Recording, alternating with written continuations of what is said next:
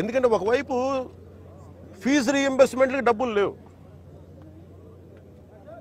పథకాలకి చేయడానికి కింద మీద పడుతున్నాం, రోడ్లు గుంతలు పూడ్చడానికి డబ్బులు లేవు. కానీ వీళ్ళ దగ్గర మటుకు వేల కోట్లు ప్రభుత్వం కష్టంతో మీ అందరి ట్యాక్సులతోటి, ప్రజలందరి ట్యాక్సులతోటి కొన్న డబ్బులతో ఇచ్చిన ట్యాక్సులతోటి డబ్బులు తీసుకొని మనం బియ్యం కొంటే ఆ బియ్యం తీసుకెళ్లి రూపాయి పెట్టుబడి లేకుండా వేల కోట్లు సంపాదిస్తూ ఉన్నారు. There should be a major crackdown on this. దీనికి తన్న మన భేదం లేదు. దీనికి అధికారులు కాదు, పొలిటికల్ వ్యవస్థ కాదు, ఎవరైనా సరే ఇది చాలా స్టర్న్ యాక్షన్ అయితే తీసుకోవాలి. This will pose as a national. ఇట్లాగే వదిలేస్తే this port will become a menace for national security.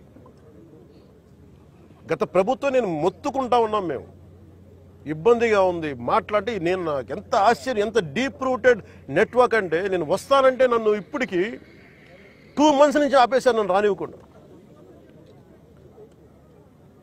ఉన్నత స్థాయి అధికారుల దగ్గర నుంచి లేదు సార్, అక్కడికి వెళ్తే కొంచెం ఇది అవుతుంది సార్, ఎందుకు సార్ ఇప్పుడు కాదు సార్, తర్వాత సార్, ఇప్పుడు యాక్షన్ తీసుకున్నాం సార్, రిపీటెడ్గా చెప్తా ఉన్నారు. నాకు నిన్న విసుగొచ్చి ఒకటే చెప్పాను, పోలీసు వస్తారా రండి, లేదంటే నేను కూర్చోబెట్టి నేను కారులో నేను వెళ్ళిపోతాను, అధికారులు నా పక్కన రాకపోయినా పర్లా.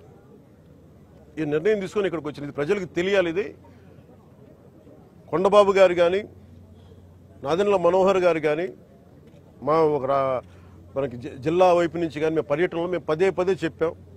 తూర్పుగోదావరి జిల్లా నాయకులు కానీ, ఎమ్మెల్యేలు కానీ, we gave a word to people. మేము ప్రజలకు మాట ఇచ్చాం, పారదర్శకత చూపిస్తాం, ఇలాంటి అవినీతిని, ఇలాంటి స్మగ్లింగ్ని మేము అరికడతామని. ఆ దిశగా చర్యలు తీసుకోవడానికి మేము ముందుకెళ్తున్నాం. అందుకని మీ దృష్టికి తీసుకొచ్చి దీంట్లో మీరు మిగతా ఇన్ఫర్మేషన్ మీకు ఇస్తాం. అలాగే దీన్ని ఖచ్చితంగా హోమ్ మినిస్ట్రీ దృష్టికి అయితే తీసుకెళ్తాను. Andhra is major hub for ganja and మీకు డ్రగ్స్ అయిపోయింది. ఇక్కడి నుంచి ఎంత డ్రగ్స్ వెళ్ళిపోయినా కూడా మనకు తెలియదు. ఈ రోజున కళ్ళ ముందు మొత్తుకుంటున్నాయి. అదే అడిగాను అందాక మన సెక్యూరిటీ అధికారిని, నీ కళ్ళ ముందు మీకు ఇది కనిపిస్తూ ఉంది, tomorrow it could be weapons also కదా అన్నాను. దానికి మీరేం చర్యలు తీసుకున్నారు బీయింగ్ ప్రైవేట్ పోర్ట్ అంటే? పాప ఆయన ఏం చేస్తాడైనా, పిచ్చుకు మీద బ్రహ్మాస్త్రంలా ఉంటుంది. ఎవరి మీద వేటేయాలి? దీనికి కీలకమైన వ్యక్తులు ఎవరు? దీని వెనక ఎవరు కాపాడుతున్నారు వీళ్ళని? ఏ స్థాయి వ్యక్తులు కాపాడుతున్నారు? ఇవన్నీ చూడాలి. గత ప్రభుత్వం ఇప్పుడు ఈ వ్యక్తి కూర్చోబెట్టి చూస్తే మనకి ఏదో మన 16 కంపెనీస్ ఉన్నాయి, వీళ్ళు కోర్టులకు వెళ్తా ఉన్నారు.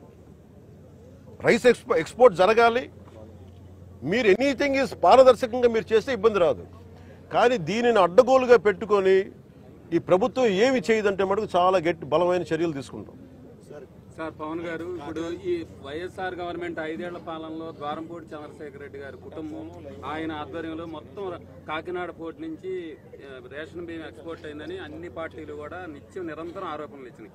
ఇప్పుడు ఎవరు, మీరు కూటమి ప్రభుత్వం వచ్చిన 6 నెలల తర్వాత ఇక్కడ నుంచి ఎక్స్పోర్ట్ చేస్తుంది ఎవరు? రేషన్ బియ్యం కీలక సూత్రధారులు ఎవరు, పాత్రధారులు ఎవరు? ఎప్పుడు కనుక్కుంటారు? అట్లా మనోహర్ గారు ఇక్కడ పర్యటనకు వచ్చినప్పుడు సిఐడి ఎంక్వైరీ వేస్తాం, ఇక్కడ నుంచి ఎవరు చేస్తారు, ఎప్పుడు వేస్తారు? ఇది ఇప్పుడు మేము పట్టుకుంది ఏంటంటే, ఇది ఎలా ఉన్నాయంటే డైరెక్ట్ కింగ్ పిన్స్ ఎలా ఉన్నారంటే వాళ్ళ కంపెనీస్ ఉన్నాయి. వీళ్ళు ఎలా అంటే ఇది ఒక కార్టెల్. ఇది ఇట్స్ నాట్ ఒక సింగిల్ గా మెయింటైన్ చేస్తున్నారేమో కానీ ఇట్స్ అ కార్టెల్. దాదాపు మేము చూస్తుంటేనే 16 దాకా 16 కంపెనీస్. దాంట్లో మీరు చెప్పిన వ్యక్తి కంపెనీ కూడా ఉందని చెప్తా ఉన్నారు. నాకు యాజ్ అంటూ నాకు కూర్చోబెట్టేది మానస ట్రేడింగ్ కంపెనీ, అది వాళ్ళ బ్రదర్స్ అని చెప్తానో నాకు తెలియదు. ఇది నా ఉద్దేశం ఏంటంటే, ఇది ఒక వ్యక్తికి సంబంధించింది కాదు, ఒక వ్యక్తిని టార్గెట్ చేస్తుంది కాదు. ఇది ఎంటైర్ ఈ నెట్వర్కింగ్ని బ్రేక్ డౌన్ చేయాలి దీన్ని. అలాగే మేము ఇప్పుడు ఇది మీకు ఎందుకు ఉందంటే, ఏదైనా ముందుకు వెళ్ళనివ్వట్ల. ఇక్కడ ఉన్న అధికార యంత్రాంగంలో కూడా కొంత ప్రక్షాళన జరగాలి. చాలా బలంగా గార్డు చేస్తాను, ఎవరో తెలియట్లేదు. కానీ ఇంకా నేను ఇప్పుడు దాకా దీని మీద దృష్టి సారించలేదు.